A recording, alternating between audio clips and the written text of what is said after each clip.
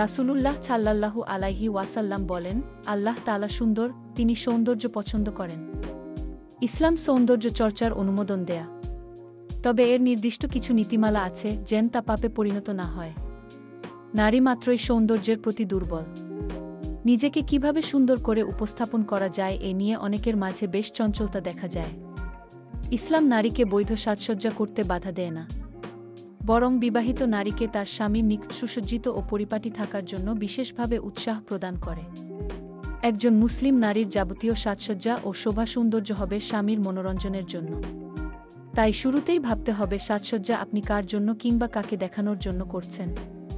কারণ পবিত্র কুরআনুল কারিমে নারীদের সৌন্দর্য বাহিরে প্রকাশ করতে নিষেধ করা হয়েছে। তবে আপন স্বামীর সামনে সাজসজ্জা কেবল বৈধই নয়, বরং করণীয় বটে। দুঃখজনক হলেও সত্য যে আজকাল মুসলিম নারী মহলে কৃত্রিম রূপচর্চা ব্যাপকভাবে ছড়িয়ে পড়েছে। পার্লার ব্যবসার নামে এই মহামারী শহরের অলিগলি পেরিয়ে প্রত্যন্ত গ্রামাঞ্চল পর্যন্ত পেছে গেছে।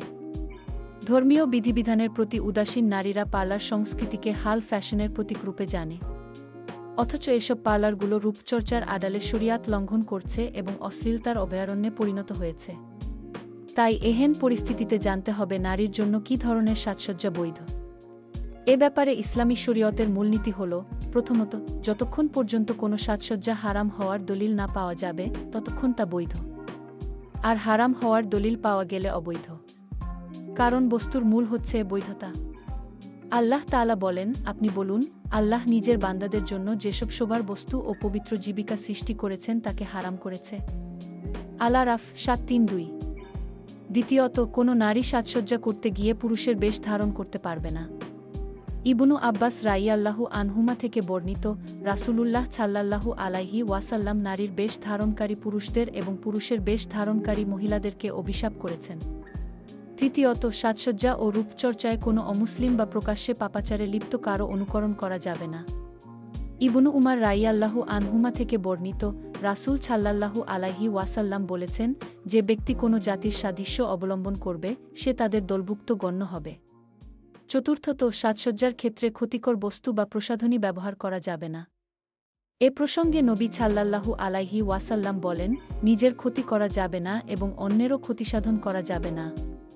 রূপচর্চায় ইসলামের নির্দেশনা: ১. ভ্রু প্লাক করা। সৌন্দর্য বৃদ্ধির জন্য বিভিন্ন উপায়ে ভ্রু চিকন করার যে প্রথা বর্তমানে প্রচলিত আছে তা বৈধ নয়, বরং হারাম। আব্দুল্লাহ ইবনু মাসুদ রাদিয়াল্লাহু আনহুমা হতে বর্ণিত, আল্লাহ অভিশাপ করেছেন সেসব নারীদের যারা দেহাঙ্গে উল্কি উৎকীর্ণ করে এবং যারা করায়, যারা ভ্রু উঠিয়ে সরু প্লাক করে, যারা সৌন্দর্য বাড়াতে দাঁতের মাঝে ফাঁকা সৃষ্টি করে। এরা আল্লাহ তাআলার সৃষ্টির মধ্যে বিকৃতি সাধনকারী। ২. চেহারায় উল্কি ট্যাটু অঙ্কন করা। উপর্যুক্ত হাদিস থেকে বোঝা যায় যে শুধু চেহারা নয়, বরং দেহের যে কোনো অঙ্গে উল্কি অঙ্কন করা হারাম। ৩. ফেক আইল্যাস বা কৃত্রিম পাপড়ি লাগানো। মুহূর্তেই চোখের আবেদন সহস্র গুণ বাড়িয়ে দেয়া ফেক আইল্যাস। ইসলামী শরীয়তে তা হারাম। রাসূল সাল্লাল্লাহু আলাইহি ওয়াসাল্লাম বলেন, আল্লাহ তাআলা পরচুলা ব্যবহারকারিণী ও যে করায় উভয়কে লানত করেছেন, কারণ এটা প্রতারণা। তাই মুসলিম বোনদের এ ধরনের মেকআপ থেকে বেঁচে থাকতে হবে। ৪. দাঁত স্কেলিং করা। স্কেলিং হল আঁকাবাঁকা দাঁত সোজা করার উদ্দেশ্যে ব্রেস পরানো। এটি কেবল ফ্যাশন কিংবা এতে কোনো ক্ষতির আশঙ্কা হলে তা যায়ই নেই। পক্ষান্তরে কারো দাঁত অস্বাভাবিক বাঁকা বা অতিরিক্ত থাকলে তা সোজা করা কিংবা অন্য কোনো চিকিৎসার জন্য হলে বৈধ। হাফে ইবনু হাজার আশকবালানী রাহিমাহুল্লাহ বলেন, যারা অনর্থক দাঁতের মাঝে ফাঁকা তৈরি করে, হাদিসে তাদের ব্যাপারে লানত এসেছে। ৬. চোখে রঙিন পর্দা বা কন্ট্যাক্ট লেন্সের ব্যবহার।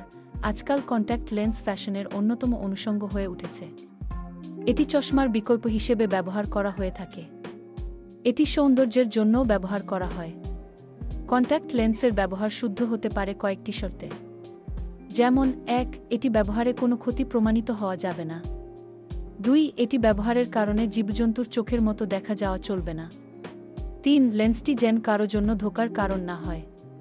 ৪. এটি ব্যবহারে অপচয় হওয়া যাবে না।